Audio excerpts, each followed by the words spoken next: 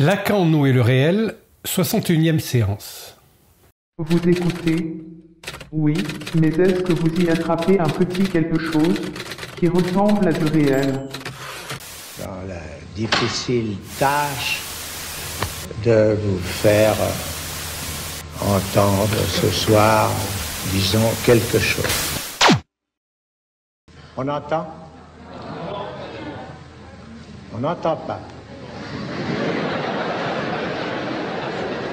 Et comme ça, entend-on. Ça va? Lorsque Lacan relit Freud, il essaye justement de s'attacher au plus près du texte de Freud et il découvre quelque chose que Freud appelle une phase phallique chez la fille elle-même. Dans cette phase phallique, donc, l'enfant, le petit bébé-fille, a une considération vis-à-vis de sa mère qui est de la prendre pour objet sexuel. Donc là, c'est toute l'ambivalence, toute la difficulté de saisir que c'est pas parce que il y a des enfants qui ont été reconnus comme des petits garçons et d'autres comme des petites filles qu'il n'y a pas quelque chose de commun à l'origine, mais cette communauté-là, justement, elle n'est pas celle qu'on croit. Donc, cette phase phallique de la petite fille, c'est le fait que la petite fille, en fait, d'une certaine manière, exactement comme le petit garçon, et c'est peut-être là le seul lieu de l'indifférenciation au plan sexuel, essaye de pénétrer la mère. Alors là, il faut avoir vraiment un esprit ouvert, c'est-à-dire de l'imagination, puisque l'intuition de Freud est bien sûr magnifique. Elle va d'ailleurs être attaquée par Jones de manière extrêmement argumentée. Et Lacan va lire les 3 textes de Jones, les 3 livres qu'il a consacrés justement à cette attaque sur Freud, pour démontrer que effectivement il y a certains arguments qui sont bien fondés, mais on ne peut en aucun cas en conclure ce qu'il a conclu. C'est que Freud a raison. Est-ce que nous ne devons pas en reconnaître le trait essentiel dans cette intrusion radicale de quelque chose de si autre à l'être vivant qu'est déjà de passer dans l'atmosphère? Et c'est là le trait essentiel par quoi l'être vivant, humain, qui émerge à ce monde où il doit respirer, est d'abord littéralement étouffé, suffoqué par ce qu'on a appelé le trauma, il n'y en a pas d'autre, le trauma de la naissance qui n'est pas séparation de la mère, mais aspiration en soi de ce milieu foncièrement autre. Et donc cette phase phallique, comment devons-nous l'entendre, nous? Alors je vais essayer de remettre un peu les choses dans leur perspective originelle, c'est-à-dire ce premier échange entre la mère et l'enfant, où dans cet échange de regards, ça fait déjà 3 séminaires que nous parlons de ça, il y a effectivement quelque chose de l'ordre d'un effet de miroir entre la mère et l'enfant, mais n'oublions pas que le miroir propose une image inversée. Donc, il y a aussi autre chose. C'est pas réductible à 2. Cette autre chose, nous l'avons vu, c'est que ce que la mère vise à travers l'enfant, à travers le bébé, eh bien, par l'accommodation visuelle, c'est-à-dire le fait qu'il y a un effet de focalisation ou pas dans l'œil, le bébé saisit que ce n'est pas lui. Elle vise autre chose que lui. Donc, il y a lui, le bébé, et puis il y a un en deçà du regard et un au-delà du regard. Nous l'avons déjà vu, donc le fait que nous soyons des corps parlants, cette espèce particulière habitant cette planète, l'habitant si peu en vérité, puisque justement ce que nous habitons a priori sans y prendre garde, sans le savoir et surtout sans vouloir rien en savoir, ce qui est le propre de la névrose, c'est que nous habitons le langage exactement comme les poissons habitent l'eau sans en avoir aucune conscience de l'eau. Donc de la même manière, nous habitons le langage au point où nous ne nous rendons pas compte que nous n'accédons à rien de ce monde, hormis la médiation du langage. Rien, y compris notre propre corps, pour pouvoir se représenter ce qu'est, je ne sais pas, des poumons, un foie, un pancréas, eh bien, nous devons passer par l'intermédiaire du langage. Nous reviendrons sur ce langage de l'enfant. Je vous ai indiqué que de nouveaux témoignages, des travaux originaux dont on s'étonne qu'il n'ait pas été fait ici, nous permettent maintenant de saisir vraiment une statue de la paix. Le premier lieu, dans ces monologues, du très petit enfant à la vie de sortie, et d'y saisir, je vous dirai ces textes dans l'instant, sous une forme c'est déjà articulé, donnant ici la preuve expérimentale de l'idée que j'ai toujours avancée devant vous, que l'inconscient est essentiellement effet du cynisme. Ce langage, en fait, il est déjà présent dans cet échange de regards entre la mère et l'enfant. Il est déjà présent sous la forme de quelque chose qui n'a pas de forme. Et ce quelque chose-là, nous l'avons appelé phallus. Phallus, nous comprendrons plus tard pourquoi, puisqu'il est le signifiant du manque. Le manque, c'est ce qui fait que nous sommes des êtres de désir. Le désir n'est pas désir de ceci ou désir de cela. Il est ce qui se définit par rapport à un manque à être qui va se faire jour à travers les défilés de la parole. Et donc, cette mère et cet enfant humain sont déjà dans cet échange de regards-là, où cette autre dimension, l'autre, on peut dire, est présent tout en étant absent. Exactement de la même manière que quand je fais appel par la parole à quelque chose, je peux la rendre présente, bien que cette chose soit absente. La fleur absente de tout bouquet, comme dit Mallarmé. Donc, dans cet échange entre la mère et l'enfant, lui, va saisir tout de suite ce qu'il en est de l'obligation, je dirais, morale, au sens vraiment premier du terme, ce sont des mœurs. C'est-à-dire, il n'est rien hormis ce créateur qu'il a en face de lui, puisqu'il ne peut rien faire d'autre. Il n'a aucune possibilité de se débrouiller tout seul. Nous sommes l'espèce néoténique par excellence. Et donc, de correspondre à ce qu'il lit dans ce regard. Ce qu'il lit étant à entendre, bien sûr, dans l'équivoque signifiante, L-I-T ou L-I-E, c'est-à-dire le lien qu'il y a. Et ce à quoi l'enfant va essayer de correspondre, c'est le terme, c'est-à-dire c'est une correspondance, c'est quelque chose entre sa mère et lui, c'est-à-dire le flux même de ce regard. Qu'est-ce qui peut bien conditionner quelque chose dont, en tout cas, le fonctionnement est celui sur l'autre, prédateur ou non, celui d'une fascination. La liaison de la paire d'yeux, et si vous voulez, du regard, avec un élément de fascination en lui-même énigmatique, avec ce point intermédiaire, où toute subsistance subjective semble se perdre et s'absorber, sortir du monde, c'est bien là ce que l'on appelle fascination dans la fonction du regard.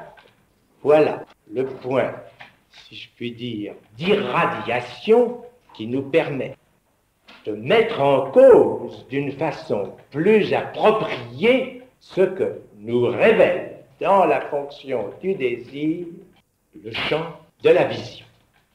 C'est là où le phallus est toujours déjà là. Puisque ce qu'elle vise, sans le savoir elle-même, c'est effectivement cet au-delà du monde. Et l'enfant, lui, dans cette fausse dualité, puisque il n'y a pas de correspondance directe, puisqu'il y a toujours ce troisième terme. Hein.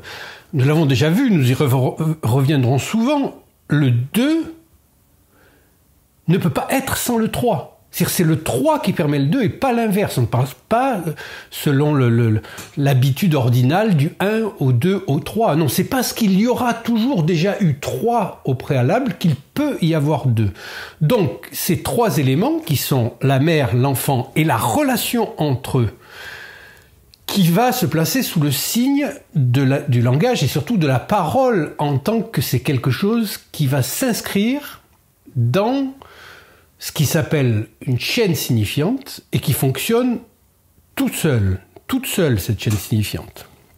Là, je veux quand même marquer le coup encore une fois parce que j'entends trop souvent le sujet parlant, etc. Et la confusion entre le moi-je et le sujet, que le sujet, ça c'est une définition qu'en donne Lacan dans Les Noms du Père, le sujet apparaît parce que, à la différence d'un signe tel qu'on l'entend en linguistique, c'est-à-dire le signe représente quelque chose pour quelqu'un. L'exemple le plus fameux, c'est bien sûr la fumée. Hein. S'il y a de la fumée, c'est sûrement qu'il y a un feu. Et ça, le signe fait signe à quelqu'un de quelque chose. Mais le signifiant, qui est une partie du signe, une partie qui est la partie principale du signe, suite à l'opération que fait Lacan par rapport à la définition qu'en donne Saussure, c'est-à-dire cette inversion entre le signifié et le signifiant. Lacan fait passer le signifiant au-dessus et le phallus, c'est le signifiant. Le signifiant, lui, ne s'adresse pas à quelqu'un. Le signifiant s'adresse à un autre signifiant. Et dans cet adressage-là, d'un signifiant à un autre signifiant, qui n'est pas quelqu'un, qui est une chaîne signifiante, c'est-à-dire qui fonctionne tout seul, par le biais de la différence d'un signifiant à un autre signifiant. C'est un enchaînement de signifiants. Par cet adressage qui est fait d'un signifiant à un autre signifiant, va naître la possibilité du sujet. Donc, le sujet appartient à une autre dimension. Il est cet autre-là. On se souvient la phrase de Rimbaud, « Je est un autre ». Eh bien, cette intuition poétique, elle se retrouve à chaque étape de la construction psychanalytique de la possibilité d'un sujet. Le rapport de l'homme au langage, lequel ne peut simplement s'attaquer que sur la base de ceci, que le signifiant c'est un signe qui ne s'adresse qu'à un autre signe, que le signifiant c'est ce qui fait signe à un signe et que c'est pour ça que c'est le signifiant. Ça n'a rien à faire avec la communication à quelqu'un d'autre. Ça détermine un sujet. Ça a pour effet un sujet. Mais le sujet, c'est bien assez qu'il soit déterminé par ça en tant que sujet, à savoir qu'il surgisse de quelque chose qui ne peut avoir que sa justification qu'ailleurs. Le sujet en psychanalyse ne parle pas, il est parlé. Et c'est par là qu'il s'appréhende, c'est la phrase célèbre de Lacan, parce qu'il y a une équivoque aussi sur le par-là, qui est le mot, le verbe parler au passé simple. Donc, cet élément tierce là, eh bien, c'est ce qui aujourd'hui nous fait revenir sur cette opération de l'amorce de la création du sujet, comme la déduction que nous pouvons en avoir, c'est que l'enfant va s'identifier non pas à la mère, mais au désir de la mère. Puisque ce désir-là va lui permettre à lui de se sentir désiré. Je dis lui au sens neutre, bien sûr, parce que vous savez que au-delà de toutes les conneries qu'on entend aujourd'hui sur l'écriture inclusive et toutes ces niaiseries, il est très clair qu'en français, donc, le neutre et le masculin ont la même forme et le féminin une forme différente. En allemand, c'est pas tout à fait le cas, mais en tout cas, en français, quand on dit lui, dans ce cadre-là, on parle aussi bien du sujet masculin que du sujet féminin. Et là, c'est particulièrement important parce que si le sujet lui-même est un effet de la sexuation, c'est là où il y a une différence radicale, majeure, massive avec les gender studies, qui sont une discipline philosophique et même, je dirais, pseudo-philosophique, parce qu'il y a pas quand même la même rigueur qu'on va trouver chez Hegel, par exemple, dans l'approche qui est faite des problèmes. C'est vraiment très approximatif et donc ils en arrivent à des conclusions absolument débiles qui dénient le réel. Donc, le sujet, en fait, est un effet de la sexuation. C'est parce qu'il y aura eu sexuation qu'il y a sujet. Mais, cependant, le sujet lui-même, en tant que tel, il reste marqué de ce neutre-là avant, donc, la possibilité de se reconnaître dans un sexe. Ça, c'est une étape importante parce que, évidemment, l'anatomie, c'est le destin, mais pas au sens où on l'entend. C'est-à-dire que l'anatomie, au sens freudien, c'est vraiment le fait de couper, de dissocier chaque partie du corps, etc. Et ça va être le registre du symbolique. C'est-à-dire que c'est parce que nous sommes des êtres de parole que ça se passe comme ça. Que la parole elle-même est ce qui coupe, sectionne, tranche, range, met dans un système d'opposition, etc. Mais le sujet lui-même, avant d'être cet effet-là de la sexuation, qui est un effet du signifiant, qui est cet adressage d'un signifiant à un autre signifiant, qui nous échappe, on peut considérer que le sujet, là, il est symbolico-réel. C'est-à-dire, on n'y accède que par le symbolique, que parce qu'il y a de la parole, mais il est réel en tant qu'il est le réel inhérent à la dimension symbolique. Donc, en tant que réel, il est irreprésentable. Cette irreprésentabilité-là, on peut l'illustrer, l'imager, par exemple, en se souvenant que si le bébé sort du ventre de la mère, le fait que nous soyons dans le symbolique ne peut pas nous épargner l'idée qu'il y a une possibilité, linguistique en tout cas, du contraire, c'est-à-dire qu'il rentre dans le ventre de la mère, qu'il veuille retourner d'où ils viennent. Eh bien, c'est ça l'origine de la pulsion de mort. Et c'est là aussi la loi de l'inceste. La loi de l'inceste, c'est que la porte s'est ouverte dans un sens et il est impossible de la repasser en arrière. Il est impossible de remonter le temps de cette manière. Une fois que c'est fait, c'est fait. Donc la pulsion, parce qu'on imagine la pulsion aussi comme quelque chose de pulsatile, hein, qui accomplit toujours le même mouvement, eh bien ce mouvement de sortie, qui peut-être était aspiré par un mouvement de retour, eh bien il ne peut pas avoir lieu. Donc la pulsion, elle va se transformer, là. C'est là où c'est intéressant, parce que on voit que ça passe par la dimension génitale de l'être. On peut dire que dans les stades freudiens, oral, anal et génital, nous avons là quelque chose qui ne concerne pas, a priori, un sexe par rapport à un autre. C'est la même chose pour les filles et pour les garçons. Et donc c'est ce qui a troublé le plus, disons, dans la lecture de Freud, les psychanalystes de l'époque, hein, notamment Jones, mais aussi qui se faisaient l'écho de nombreuses psychanalystes femmes, parce que Freud en a conclu donc au Penisnide. Nous y reviendrons tout à l'heure. Donc dans cette espèce de mouvement de pulsatile, de revenir vers la mère, c'est-à-dire d'être réinvaginé, en quelque sorte.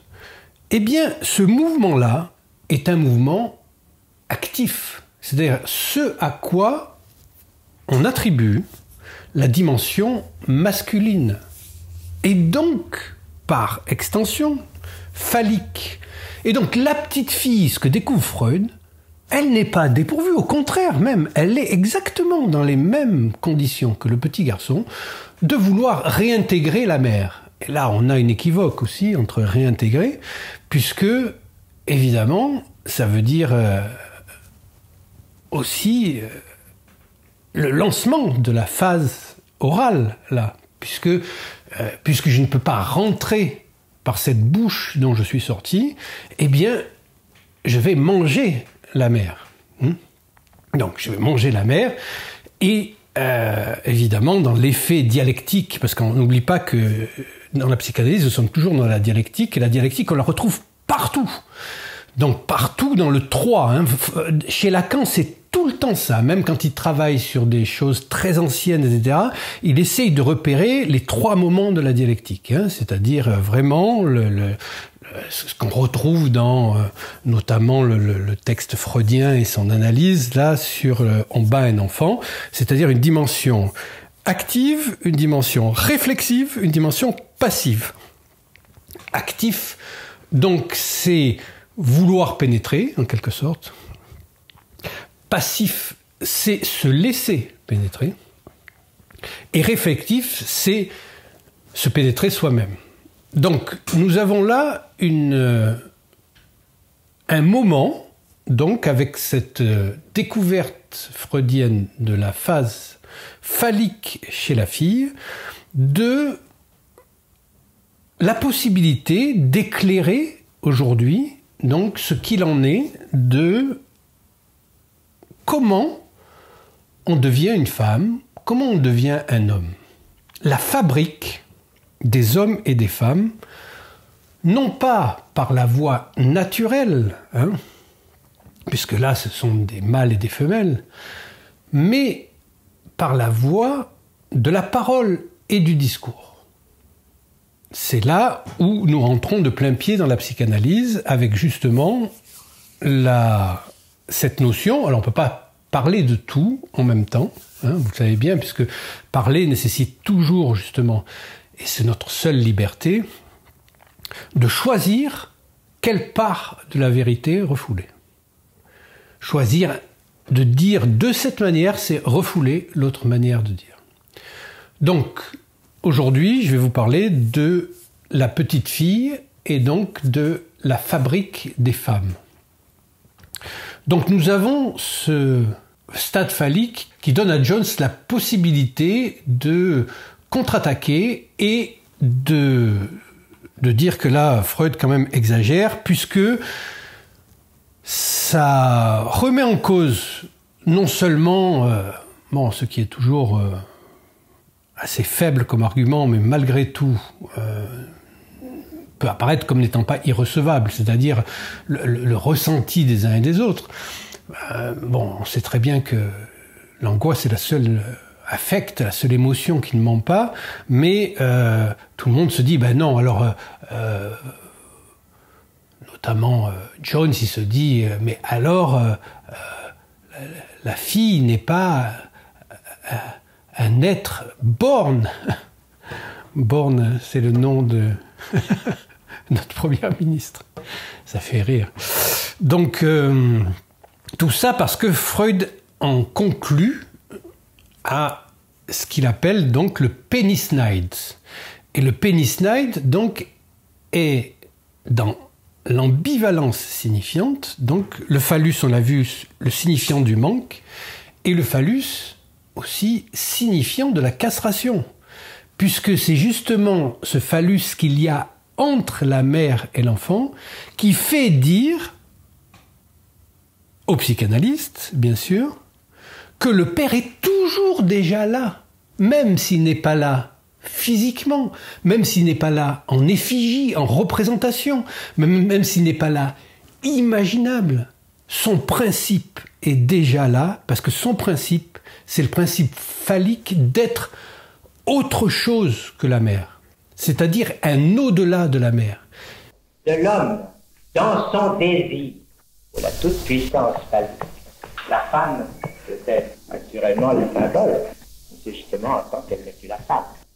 Et quant à la femme, il est bien clair, par tout ce que nous avons découvert, ce que nous avons appelé Penisneid, qu'elle ne peut prendre le phallus que pour ce qu'il n'est pas, c'est-à-dire soit petit a, l'objet, soit son trop petit phi à elle, qui nous lui donne une jouissance approchée de ce qu'elle imagine de la jouissance de l'autre, qu'elle peut sans doute partager par une sorte de fantasme mental, mais qu'à aberrer sur sa propre jouissance.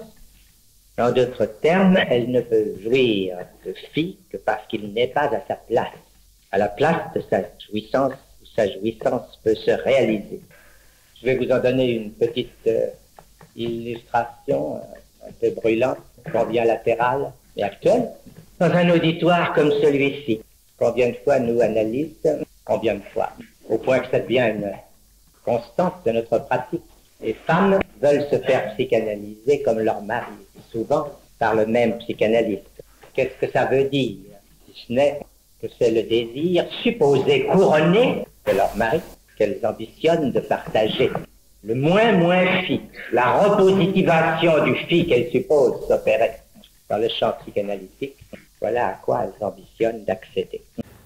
C'est là qu'il convient d'avoir quand même accès à une certaine dialectique et notamment à la possibilité d'envisager le plan linguistique tel que l'a travaillé Lacan, qui lui prétendait donc ne plus faire de linguistique mais de la linguisterie, pour montrer le caractère opératoire du langage. Parce que si la linguistique possède toutes les possibilités techniques de saisir quelque chose du langage, il lui manque son caractère opératoire, qui ne se trouve que dans la cure, parce que pour ça, il faut l'expérimenter sur soi, il faut le mettre, il faut en faire l'expérience, il faut le mettre en scène directement pour soi, pour saisir à quel point, justement, à la différence du philosophe, le psychanalyste, lui, ne regarde pas le monde depuis son balcon en essayant de s'y regarder passer. Il est obligé de s'y mettre lui-même parce qu'une psychanalyse, c'est avoir traversé l'expérience analytique jusqu'à son terme logique pour saisir en quoi, justement, la parole a des effets. Lacan dit, je les appelle philosophes parce qu'ils ne sont pas psychanalystes, ils ne savent pas que la parole a des effets. Et pour savoir ces effets de la parole, eh bien, il suffit de les éprouver sur son propre corps, c'est-à-dire ce qui se passe dans une cure quand la cure est effectivement une cure analytique, ce qui est très peu le cas, comme on a pu le constater pendant la période covidiste ou covidiotiste, du covidiotisme, où très rares ont été les psychanalystes à s'ériger contre le discours dominant, alors que la psychanalyse, c'est tout de même la base, c'est que la psychanalyse est un discours, au sens vraiment lacanien du terme, et c'est une clinique du discours, ça c'est ce qui se passe dans la cure, donc c'est par la parole, ce qui a été noué par la parole doit être dénoué par la parole, et effectivement il s'agit de ne pas être dupe du disque courant, hein, parce que le psychanalyste est censé avoir des outils pour analyser, des moyens d'analyse, par le passage du discours du maître au discours universitaire, au discours hystérique, et puis le saut que représente le discours de l'analyste, qui est d'une autre nature, du fait d'être lié plutôt à une bande de Möbius, et donc de ne pas être un discours sphérique. Et cette notion-là de discours, elle est absolument centrale. C'est le nerf de la psychanalyse, et on le voit bien, donc, aujourd'hui, rien de ce qui se passe ne saurait être accessible sans ce passage par les discours. Alors je me suis un peu perdu dans la digression, je ne sais plus où j'en étais, mais revenons donc à cet élément, donc oui, le phallus en tant que donc signifiant du manque, ce manque qu'il y a entre les deux, et heureusement qu'il y a un manque, parce que sinon nous serions des matrioshkas, c'est-à-dire tout emboîtés les uns dans les autres, comme ça, et il n'y aurait pas de singularité de la vie de chacun des sujets. Il n'y aurait pas de loi, il n'y aurait rien du tout. La castration, vous explique, est symbolique, c'est-à-dire qu'elle se rapporte à un certain phénomène de manque. Et au niveau de cette symbolisation, c'est-à-dire dans le rapport à l'autre, pour autant que le sujet a à se constituer dans le discours analytique, une des formes possibles de l'apparition du manque est ici le récit, le support imaginaire, qui n'est qu'une des traductions possibles du manque originel, du vice de structure inscrit dans l'être au monde du sujet à qui nous avons affaire. Et il est dans ces conditions concevables, normales, de s'interroger pourquoi amener jusqu'à un certain point et pas au-delà l'expérience analytique, ce terme que Freud nous donne comme dernier du complexe de castration chez l'homme, nous dit-il, ou de pénis nice chez la femme, peut être mis en question. Qu'il soit dernier n'est pas nécessaire. C'est bien pourquoi c'est un chemin d'une approche essentielle de notre expérience de concevoir dans sa structure originelle cette fonction du manque. Et il faut y revenir maintes fois pour ne pas la manquer. Et donc le signifiant de la castration, ce qui veut dire que la castration aura toujours déjà eu lieu, hein. C'est-à-dire, il y a quelque chose qui transcende notre possibilité de nous rendre compte de l'expérience que nous traversons. C'est notamment ce qui se passe dans la chaîne signifiante quand un signifiant s'adresse à un autre signifiant et non pas à quelqu'un, hein. Et c'est cette adresse-là qui produit un sujet comme rejet de la chaîne signifiante, hein. C'est important ça. Le sujet est d'abord un rejet de la chaîne signifiante. C'est là où se crée l'amorce de la liberté humaine.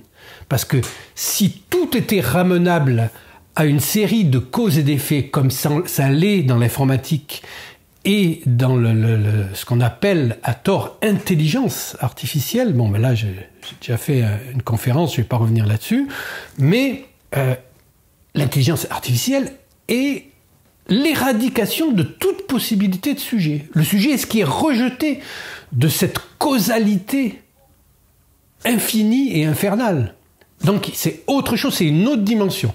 Et cette autre dimension, c'est ce qui se retrouve donc dans le passage de la mère au père qui est déjà présent, même quand il n'y a pas de père, puisqu'il est déjà présent dans son absence, dans le fait même que le langage possède, en tant que usure des signifiants de métonymie en métonymie jusqu'à donc réduire le sens pour passer du peu de sens au pas de sens. Le pas de sens étant plus de sens du tout, mais aussi un pas fait dans le sens, c'est-à-dire un passage vers la métaphore, et donc la métaphore paternelle est toujours déjà là, et c'est ce qu'incarne, dans un premier temps, la mère. Elle incarne déjà l'autre avec un grand A. C'est déjà l'autre avec un grand A, qui va être modéré, modulé, apprivoisé plus ou moins par la possibilité, disons, d'une incarnation paternelle. C'est pas forcément le géniteur, mais en tout cas, c'est quelque chose d'autre que la mère, et en fonction de l'importance que donne la mère, le crédit qu'elle donne à la parole de cet autre-là, eh bien, il va y avoir l'installation, plus ou moins réussie, de l'autre avec un grand A, sans lequel, eh bien, les possibilités subjectives sont extrêmement réduites. Et bien entendu, les possibilités d'émancipation encore plus. Donc, nous sommes, dans un premier temps en tout cas, réduits à cet échange où le langage est là sans être là, puisque nous sommes déjà, nous, des êtres qui, par notre conformation, c'est-à-dire dotés d'un larynx et des oreilles, d'accueillir cette fonction de la parole, qui est une fonction, mais avec deux organes désaccordés. Donc nous l'avons déjà vu, nous sommes malentendants et nous naissons malentendants, et nous naissons d'un malentendu, en quelque sorte, parce que notre organe d'écoute, notre organe d'émission de la parole, qui sont un peu comme la sexuation entre quelque chose qui est émis, donc quelque chose qui est actif par rapport à quelque chose qui est reçu, quelque chose qui est passif. Et il n'y a pas de dévalorisation là, parce que le côté féminin de réception, d'être là pour accueillir, c'est justement ce qui va faire obstacle à la fin de la cure, hein, et que là il y a très très peu qui passent le cap. Hein. Ça s'appelle le roc de la castration, c'est-à-dire, c'est les mots de Freud, une position féminine pour les deux sexes. Position féminine, ça veut dire être dans une position de réception de la parole. Ou, comme le dit Lacan, être dupe du discours analytique, se faire la dupe du discours analytique, c'est-à-dire être dans une position féminine qui se soumet à la parole analytique en tant qu'elle est le fruit du discours analytique comme l'inconscient du sujet, et d'accepter de se soumettre à quelque chose de l'ordre du signifiant qui signifie le sujet. Parce que le sujet est toujours un effet donc, de signification. C'est un signifier, le sujet, par rapport à un signifiant qui le signifie. Et d'arriver à se mettre en accord avec l'inconscient, à se soumettre à son propre inconscient, eh bien c'est la condition même de la possibilité humaine en tant qu'elle offre cette émancipation. C'est là où nous sommes le plus collés, le plus soumis à notre propre inconscient, que nous sommes le plus libres. C'est un paradoxe, mais c'est comme ça. Donc, ce long développement, c'était pour mettre en articulation la dimension du phallus en tant que signifiant du manque et signifiant de la castration.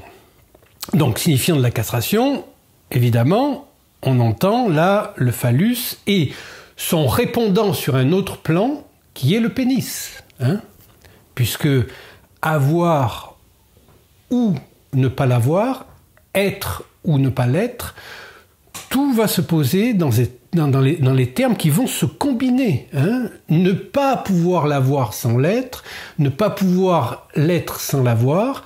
Il y a des tas de combinaisons comme ça qui font partie du système symbolique et qui vont emprisonner le sujet dans, justement, la facticité qui lui est demandée de jouer quelque chose de l'ordre de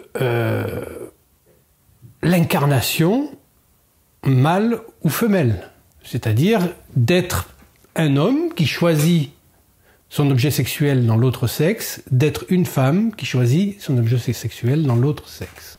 Ce que la femme nous demande à nous, analystes, à la fin d'une analyse menée selon Freud, c'est un pénis, sans doute, pénis Snyde, mais pour faire mieux que l'homme. Il y a quelque chose, il y a bien des choses, il y a 1000 choses qui confirment tout cela. Sans l'analyse, qu'est-ce qu'il y a pour la femme comme façon de surmonter le pénis Snyde, si nous le supposons toujours implicite? Mais nous le connaissons très bien. C'est le mode le plus ordinaire de la séduction entre sexes, c'est d'offrir au désir de l'homme l'objet dont il s'agit de la revendication phallique. L'objet non détumescent à soutenir son désir, c'est de faire de ses attributs féminins les signes de la toute-puissance de l'homme. Donc là, la petite fille, bien sûr, puisque c'est ce sur quoi je voudrais parler aujourd'hui, elle est, selon le terme de Freud qui va provoquer ces réserves, c'est même pas des réserves, c'est refus, ces critiques, c'est le pénis Snyde. Mais bien sûr, le pénis Snyde, bien sûr. Évidemment, le pénis Snyde ne peut s'envisager que selon 3 registres. Et c'est là où il s'agit d'avoir aussi accès à une certaine dimension dialectique. Le registre du fait que, pour la petite fille, le clitoris, qui apparaît très tôt dans la sexualité féminine, toute petite, mais même pour les petits garçons, c'est ça, parce que quand le petit Hans voit sa petite sœur Anna nue, il dit lui-même, oui, bon, là, il est tout petit, mais il va grandir. C'est-à-dire que les petits garçons aussi sont dans ce registre-là qui est imaginaire. Mais pour la petite fille, donc le fait de ne pas avoir de pénis se résume dans le fait que le clitoris, je ne sais pas si on veut le faire rimer avec pénis, le clitoris, lui, est quelque chose qui va grandir. Donc là, nous avons l'image même de ce qui est considéré par Lacan comme correspondant, une illustration de la castration. La castration, c'est le manque symbolique d'un objet imaginaire. C'est-à-dire pour la petite fille, justement, si elle imagine qu'il va grandir un jour et qu'elle en aura un comme son frère ou je ne sais quoi, elle est là dans sa dimension d'être castrée. À savoir, de devoir vivre un manque symbolique. Le manque symbolique, il faut l'entendre au premier degré. C'est-à-dire qu'il manque quelque chose dans le symbolique. C'est-à-dire une capacité de dire la chose. Hein ? Donc c'est le manque symbolique d'un objet imaginaire. Elle ne fait que se l'imaginer. C'est une phase qui se retrouve déplacée, selon le principe dialectique, sur la phase de la frustration. La frustration, c'est le manque imaginaire d'un objet réel. Donc là, dans le tableau, on a le passage, donc, peut-être du pénis en tant qu'il est un substitut du sein. Un substitut même Mélanie Klein va très loin là-dedans. Elle va dire que c'est un sein encore plus commode, qui fonctionne encore mieux, etc. Et puis bon, il y a du lait qui sort, comme chacun sait. Et puis c'est quand même plus congruent. Hein. Pour cette bouche-là aussi, c'est quelque chose qui rentre mieux d'une certaine manière. Donc l'agent de la frustration, c'est la mère symbolique ou le père symbolique. Mais dans le tableau, on peut faire apparaître la mère symbolique parce que c'est là qu'il y a une substitution du sein au pénis, avec ce mouvement, je vous rappelle, pulsionnel, hein, de pas pouvoir revenir, donc de faire venir en soi, d'ingurgiter, et puis ensuite d'excréter. Et ce mouvement-là, à 3, donc se retrouve dans ces mouvements aussi dialectiques, puisque c'est les mouvements dialectiques qui commandent et non pas l'inverse. Donc avec une mère symbolique ou un père symbolique qui sont les agents opérateurs de la frustration. La frustration, c'est que l'objet est réel. Il y a là un pénis, hein, ou il y a un sein. Mais le manque est imaginaire. C'est-à-dire, pour ça que vous imaginiez, par exemple, je sais pas, un petit enfant qui voit un vélo et il sait même pas marcher, mais il veut le vélo. Donc le vélo, il est réel. Mais le manque, il est imaginaire, il ne peut rien en faire de ça. Donc, ça, c'est une étape qui s'appelle la frustration. Et puis, il y a la privation. La privation, c'est quand le manque est réel et que l'objet est symbolique. Là, c'est quand la petite fille qui, dans la maturation de son Oedipe, parce que bien sûr que la psychanalyse, contrairement à ce que va vous raconter Jacques-Alain Miller et tous les guignols qui font de la pseudo-psychanalyse en rejetant l'Oedipe, la sexuation, le nom du père, qui disent « il padre basta », qui parlent de patriarcat, etc., qui sont des guignols. Hein. C'est vraiment, il n'y a pas d'autre mot pour ça. C'est une trahison absolue de la lettre et de l'esprit, et de Freud et de Lacan. Donc, je ferme la parenthèse. Donc, il y a dans ce passage à la privation, là, le fait que la petite fille qui passe ces étapes de l'Oedipe, parce qu'elle vit un Oedipe, pas au même moment et pas de la même manière que son frère, mais c'est un Oedipe quand même, avec la notion d'interdit. Cet interdit, on l'a vu, c'est lié à l'inceste, et l'inceste, c'est pas coucher avec sa mère. L'inceste, c'est rester coincé dans la signification maternelle. Donc, l'interdit, la possibilité d'échanges sociaux, etc., le fait que la femme soit, comme le dit Lévi-Strauss que reprend Lacan, en fait, obligée de jouer, d'une certaine manière, l'objet d'échange. C'est pour ça que, pour l'homme, elle est l'objet petit a. Mais, parce qu'elle aura passé ces stades-là, et notamment celui de la castration, la frustration, la privation, c'est-à-dire la transformation de ce manque du pénis en enfant. En enfant, évidemment, donné par le père. C'est-à-dire, ça fonctionne, qu'on en soit conscient ou pas, dans la psyché de la petite fille, que le père va lui donner un objet symbolique que sera l'enfant, et donc de ça, le manque va être réel, parce que ça ne va pas se produire.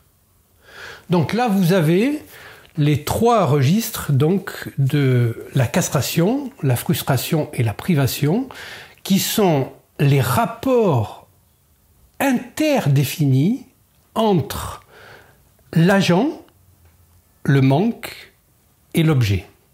Ça, c'est le minimum requis pour essayer d'entendre quelque chose à ce qui se passe dans le registre psychique des enfants, et qu'il soit éclairé ou pas, ça n'en reste pas moins opératoire. Donc, cette fonction-là du pénis night, bien sûr qu'elle est non seulement d'actualité, mais de connaître tout simplement les textes freudiens et puis la lecture qu'en fait Lacan. C'est-à-dire une lecture qui est augmentée par non seulement sa connaissance très précise de la rigueur dialectique hegelienne, mais aussi autre chose chez Lacan, c'est-à-dire un souci d'authenticité que seuls les enfants ont.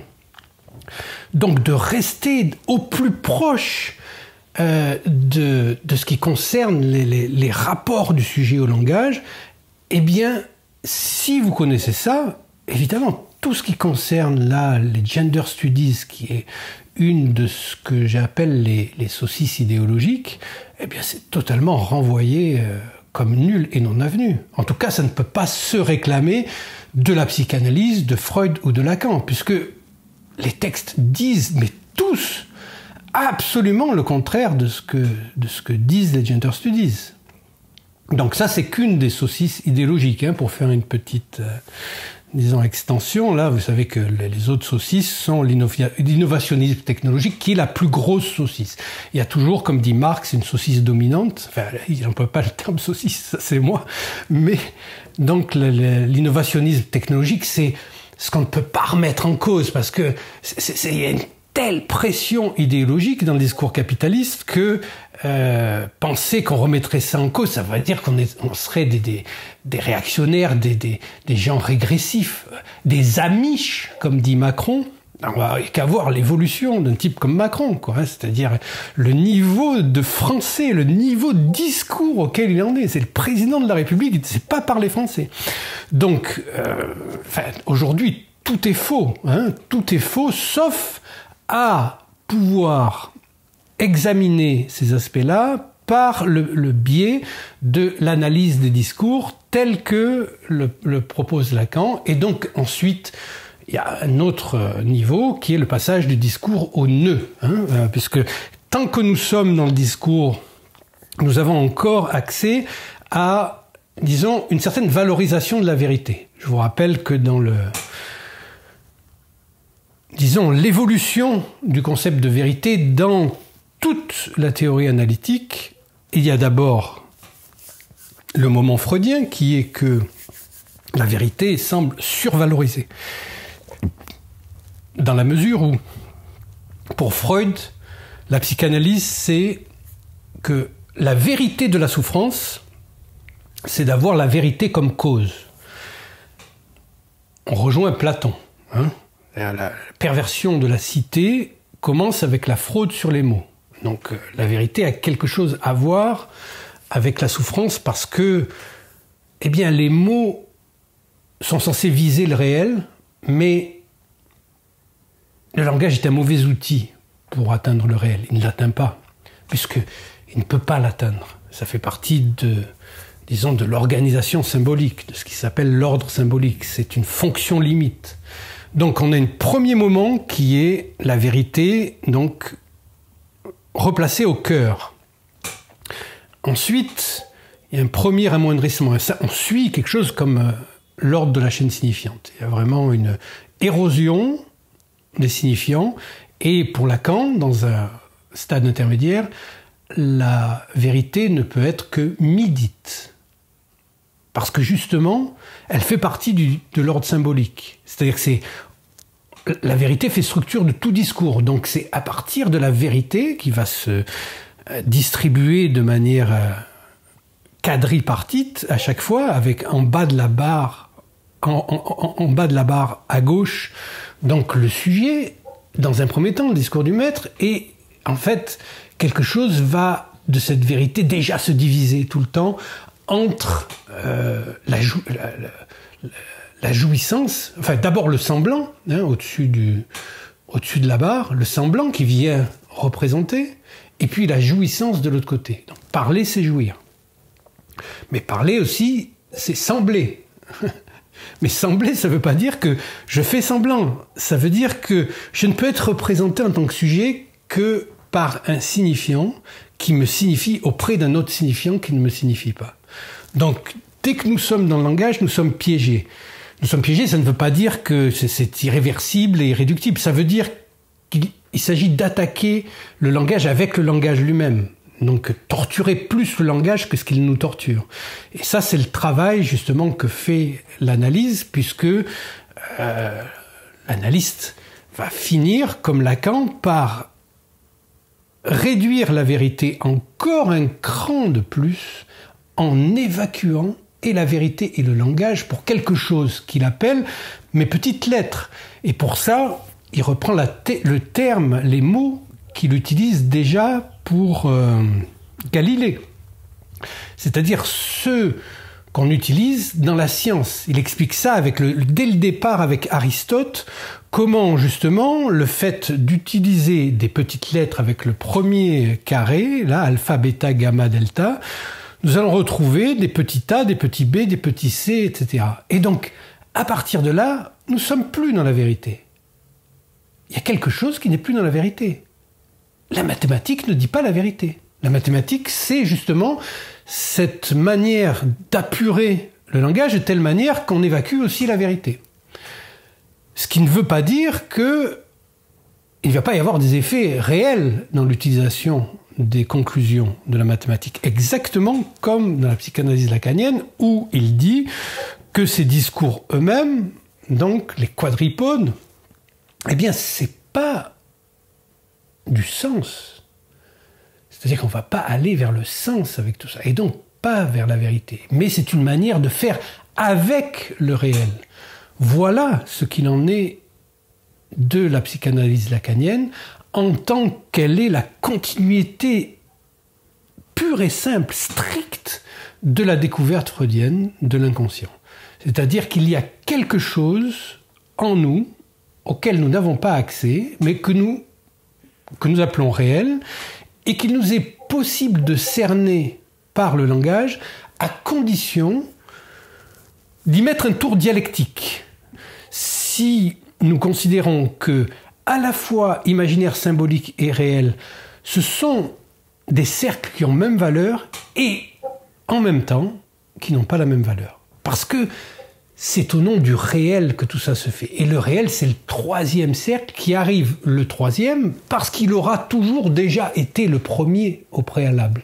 Donc nous sommes dans un mouvement permanent et donc c'est ce qui est très difficile à saisir et qui rend irréductible le discours de l'analyste aux autres discours qui sont des discours sphériques, qui sont des discours fermés avec un intérieur et un extérieur. Tandis que là, puisque le sujet lui-même et cet effet de coupure qui est assimilable à la bande de Möbius, eh bien le discours analytique amène à la possibilité de passer d'un discours à l'autre et d'essayer de toutes ses forces de se mettre au service du discours analytique, de se faire la dupe. Donc je vous rappelle que la dupe, en fait, ça vient de la huppe. Et la huppe, c'est un animal qui est considéré par les anciens comme idiot. Parce qu'il se laisse attraper facilement avec de la colle. Il se laisse coller. Donc c'est de là que vient le terme de dupe. C'est de la huppe. Et on ne voit pas d'ailleurs en quoi cette huppe serait plus idiote que n'importe quel autre animal. Mais en tout cas, se faire la dupe du discours analytique, ça veut dire accepter de se laisser signifier par le signifiant, de son propre inconscient, sans cependant tomber amoureux de son inconscient. C'est bien sûr. C'est tout un travail, c'est un travail de tous les jours. L'inconscient, comme disait Lacan, et c'est mon cas, j'y pense tous les jours. Je ne pense qu'à ça, tout le temps.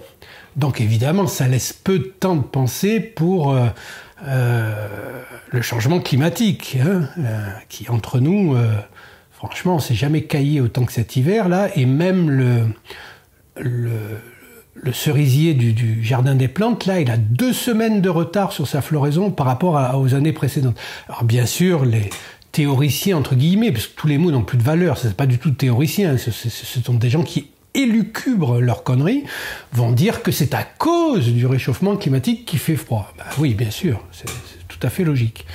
Et donc nous sommes dans la possibilité avec la psychanalyse de ramener les effets de la parole d'abord sur son propre sujet.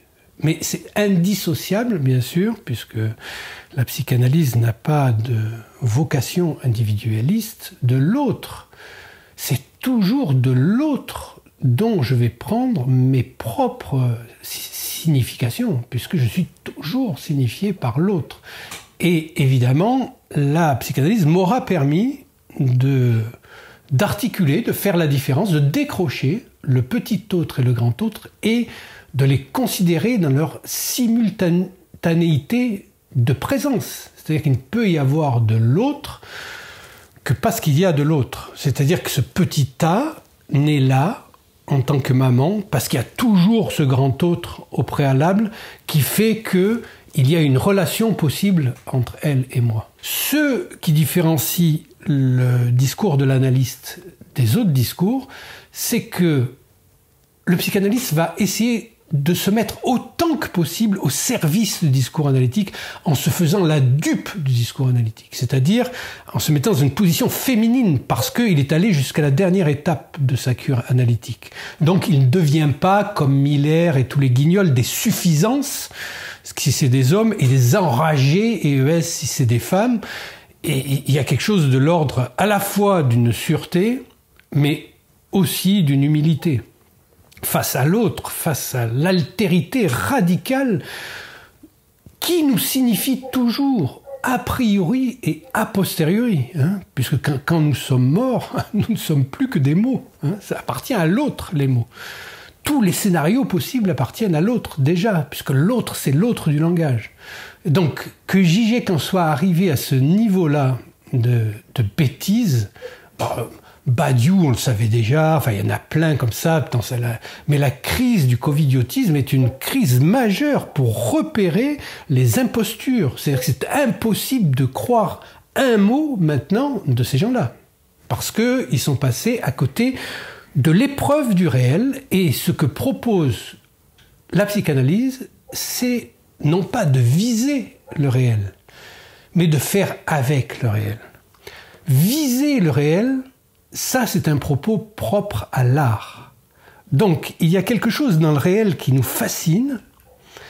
C'est le fameux, vouloir décrire le monde comme si je n'étais pas là pour le faire de Baudelaire. Enfin, je le dis avec mes mots, mais c'est ce qu'il essaye de faire passer. Donc, sans, la pollution que représente le sujet, hein, c'est-à-dire l'altérité radicale elle-même dans un système, qui va donner les facettes et qui va donner les possibilités du langage, ou Cézanne qui est fasciné par, la pomméité de la pomme, c'est-à-dire de rendre la pomme comme si c'était pas une pomme pour quelqu'un, mais la pomme en soi.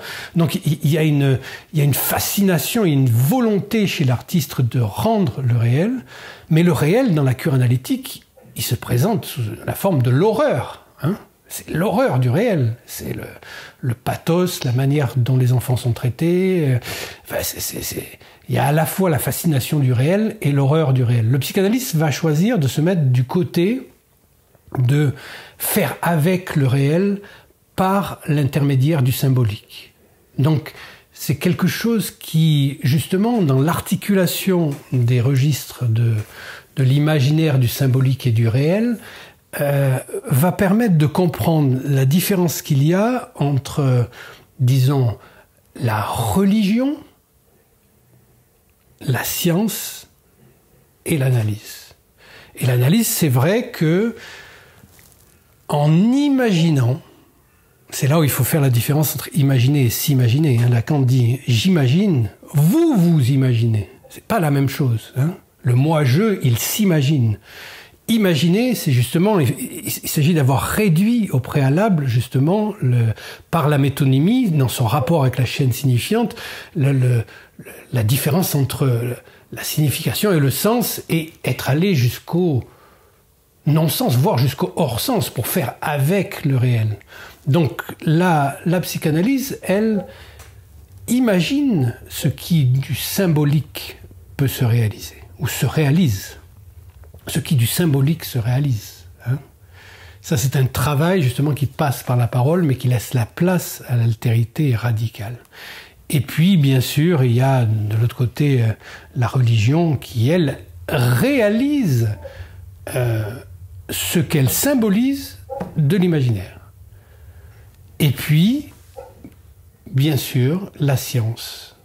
La science qui symbolise ce qu'elle imagine du réel. C'est pas du tout la même chose.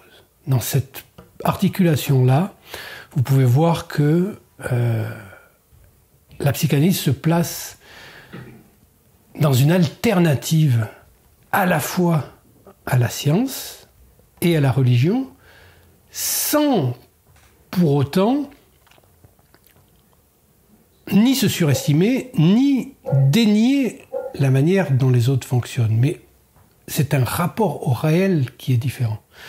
Ce rapport au réel qui est différent ne se construit que par le travail qui est celui du symbolique, à travers la cure, bien sûr, et puis c'est un travail permanent, parce que ce n'est pas seulement dans les séances analytiques que ça se passe, mais entre les séances elles-mêmes, c'est là où, justement, quelque chose peut changer de notre rapport au réel.